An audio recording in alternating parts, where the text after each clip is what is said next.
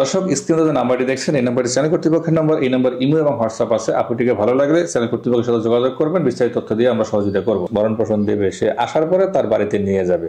সেক্ষেত্রে কি ভিডিও কলে বিয়ে করবেন?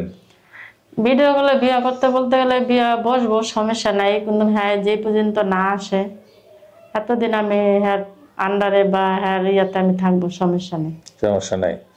আচ্ছা, অনেক সময় আমরা একটা জিনিস শুনি, সেটা হলো ওই যে আমাদের কাছে কমপ্লেন করে এরকম বিয়ের সাথে হইলে পরে 2 বছর 3 বছর পর বাইরে যখন আসে তখন মেয়েরা তাদের দেখা যায় না, টাকা পয়সা খেয়ে পালাই যাবে, প্রতারণা হ্যাঁ করে। আছে আছে, আমি এটা মানি, আছে ভালো মন্দ সব জায়গায়, মেয়েদের ভিতরেও আছে ছেলেদের ভিতরে আপনি কি আছে। করবেন? আমি চাই যে একটা ছেলে অনেক কষ্ট করে এই টাকা কামায় একটা মেয়ের পিছে ঢালে, ওই কষ্টটা আমারও বুঝতে হবে, আমারও পাশে থাকতে হবে, আমারও দেখতে হবে যে ছেলেটার যদি এখন আমি করি আমার এটা বিচারে ঠিক হবে না, ঠিক হবে না। আমার বিচারে এটা ঠিক হবে না। তো এই জন্য আমি চাই না যে ছেলেদের আমি ঠকাই। ঠকায়, যে নিজেরা ঠকায় সে নিজেও ঠকে। আচ্ছা আচ্ছা, তো আপনার কি মোবাইল ফোন আছে যোগাযোগ করার মতো, না আপনার বিয়ের ব্যাপারে আমরা কথা বলবো কোনটা? মোবাইল বলতে গেলে ভাইয়া আমার আগে মোবাইল ছিল, আমার ফ্যামিলির একটু সমস্যার কারণে বলতে গেলে আমি সংসারে বড় মেয়ে, তো আমার সংসারে একটু কষ্টে বা অনেক ইয়াতে ছিল, এই কারণে আমি বেচা ফেলাইছি। কিন্তু সামনে আমি কিনবো যে মোবাইল আশা আছে, তখন বর্তমানে নাই। আপনাদের নাম্বারে যদি আমার সাথে যোগাযোগ করে আমার কোনো প্রবলেম নেই, আমাদের সাথে যোগাযোগ করবে। হ্যাঁ। আচ্ছা আচ্ছা, আপনার বাবা কি আসলে কথাবার্তা বলতে পারবে? যদি কোনো মানুষ বিয়ের ব্যাপারে আপনার বাবার সাথে কথা বলতে চায়? না, হ্যাঁ কথা বলতে পারবে না। তাকে সেন্সে কোনো সমস্যা আছে?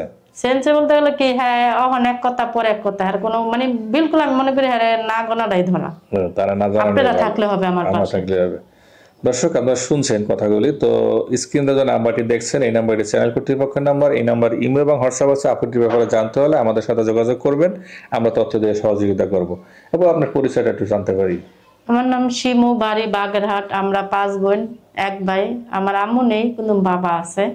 আমি সংসারের বড় মেয়ে, আমার বয়স 28, এখনো আমার বিয়ে হয়নি। কিন্তু আমি আমার সংসারের হাল ধরতে ধরতে কোন দিক দিয়ে আমার বয়স পার হয়েছে আমি নিজেও বলতে পারি না। মানে ব্যস্ততার কারণে সব শেষ হয়ে গেছে। হ্যাঁ, এর ফাঁকে তো একটা প্রেমও করতে পারতেন, প্রেম কি জাগে নাই মনে প্রেম কখনো? করা যাইতো, কিন্তু আমি আমাদের সংসারের টেনশনে বা টুকটাক কাজে কর্মে ওই দিকের ইয়াতে থাকতে থাকতে প্রেম কি জিনিস অতটা আমি করিনি। তা আপনাদের গ্রামে কি বাগেরহাটে কি কোনো ছেলে নাই আপনাকে আছে, বিয়ে করার মতো? হ্যাঁ আছে, মানে আছে বলতে গেলে মানে আমি এত একটাই করি নাই, মানে ছেলেদেরকে পাত্তা দেন নাই? পাত্তা দিয়ে নেই বলতে গেলে কি ওই সংসারদার ইয়াতে ইয়াতে করতে করতে আমি মানে ছেলেদের হাতে একটাই করি না। মন দেখতেছি যে আমার বয়স অনেকটাই হয়ে যেতেছে, গ্রামের মানুষ অনেক কথা বলতেছে, অনেক কানাকানি করতেছে।